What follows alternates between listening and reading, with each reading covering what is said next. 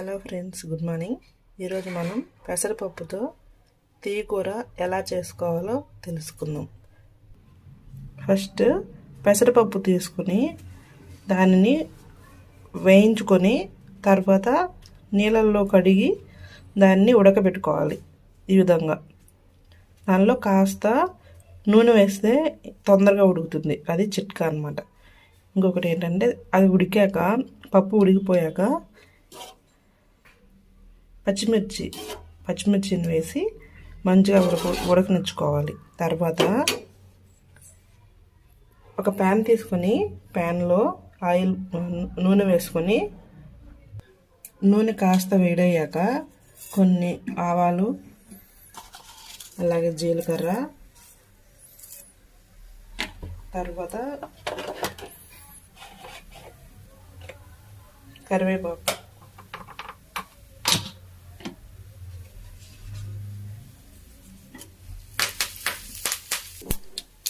ఇప్పుడు కరివేపాకు మంచిగా వేగింది. ఇప్పుడు ఏం చేయాలంటే కాస్త పచ్చిమిర్చి, అలాగే ఎర్రగడ్డలు వేసి ఇలా మంచిగా వేపుకోవాలి. ఇవి కాస్త మగ్గాక టమోటాలు వేసుకోవాలి. ఇప్పుడు ఎర్రగడ్డలు బాగా మగ్గాయి కదా, ఇప్పుడు టమోటాలు వేసుకోవాలి.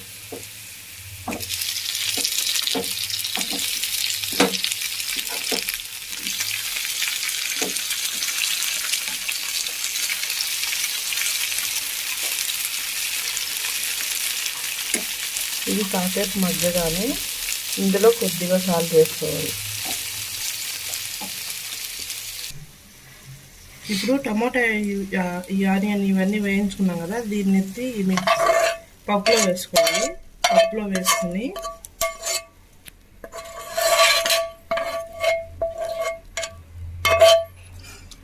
కలుపుకొని మంచిగా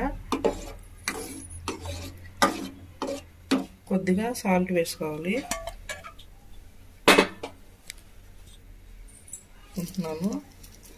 ఉప్పు, తర్వాత